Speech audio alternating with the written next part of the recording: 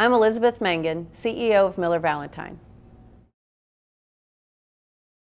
So we had been through quite a bit of change in the years leading up to our rebranding effort. We'd had new leadership in place, new ownership in place, and quite frankly had changed the business pretty significantly, refocused the business, and went through multiple spin-offs of different companies and organizations that we used to own. So there was a lot of change.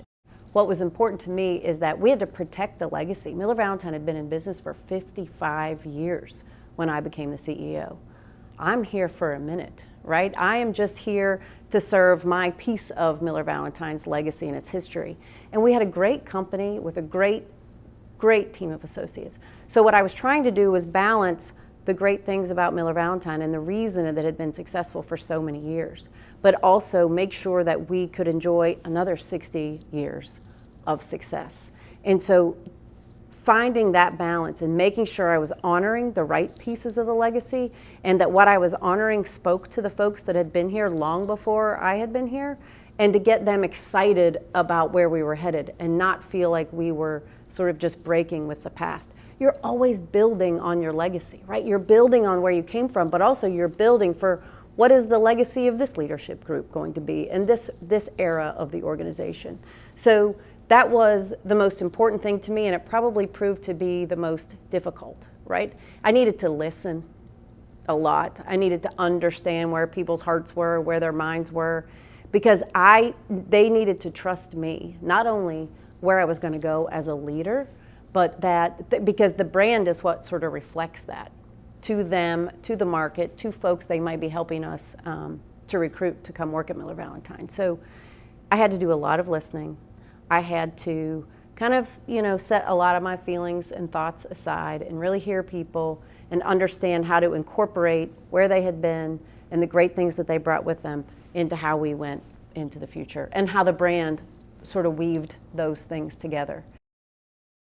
The challenge was I saw us clearly. I understood who we are and where we were going, but I needed everybody to see themselves in our brand and how we wanted to be reflected. So I needed buy-in, but not just buy-in. I needed folks to own who we were, who we are now, and where we were going. So then we could decide together how best to reflect that. Otherwise, we were going to go out with my vision, and if you don't have the passion and the love for it, I think you can fail.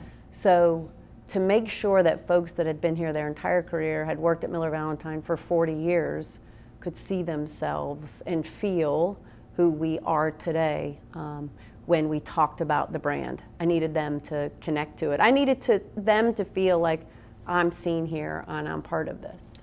The folks that are on the front lines with the customers, the folks that are on the front lines with the stakeholders and the investors, they have to believe in it the way I did. And I needed to make sure I was seeing it accurately so that I could reflect it as part of the process. I needed to know how did they feel, what were they seeing, what were they thinking, so that we could come around it together. I mean, otherwise it's just my brand. And it's not. It's the brand of Miller Valentine, and that's a collection of 200 different teammates. The process was something unexpected for me. The process of choosing sort of words that helped you identify the brand, playing the card games and the word games to choose the attributes of the brand, I think was a really powerful part of the process, and not doing that as a leadership team, because again, I don't think that's as meaningful, but making sure that every team in the organization had a chance to have input into what defines Miller Valentine and what defines our brand. And you had to trust the process. If you've never been through it before, and you're thinking, every week is more work, or every 2 weeks, and there was homework, and then there was work with among the cross-section of folks. And I really had to trust that you all, the team, was going to get us where we needed to be, especially because I had made the decision to bring a lot of folks into the process. So I had folks from all different backgrounds, different careers at Miller Valentine, different lengths of stay at Miller Valentine, different tenures, who probably had very different opinions about the Miller Valentine that I was leading versus the Miller Valentine that they had been involved in for several years. So I would think the most powerful part of the process, and it was powerful for a lot of different reasons.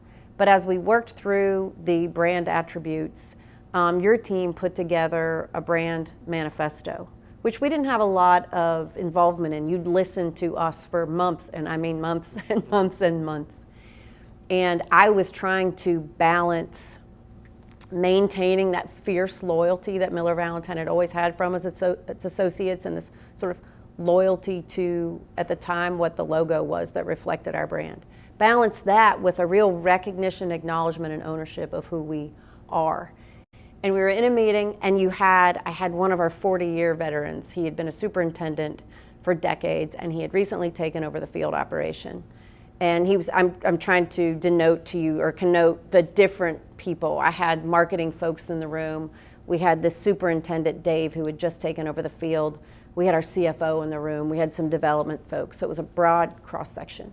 And you asked us to close our eyes and that you were going to read our brand manifesto.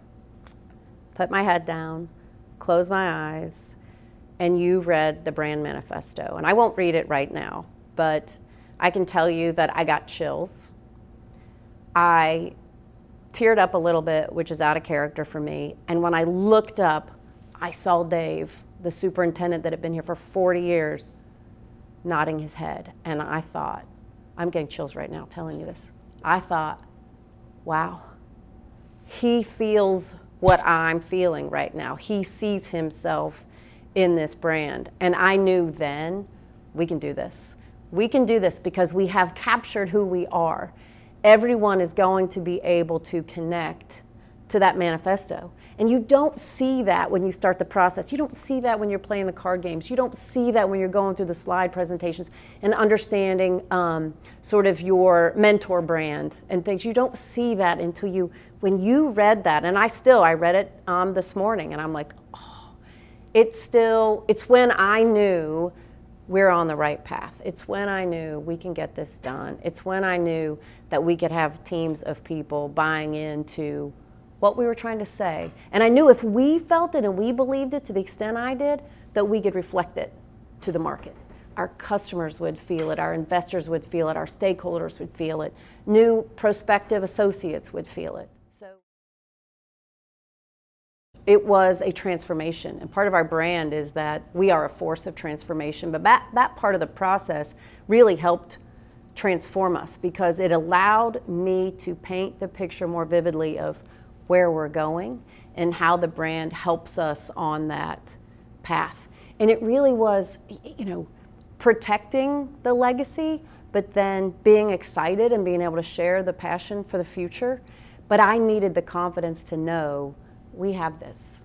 We have captured our essence. We've captured our core. And so now we just need to implement. Now we just need to put the pieces in place. And it was incredibly effective. And you could see it we launched the brand. We had a celebration. We had a party with all of our associates.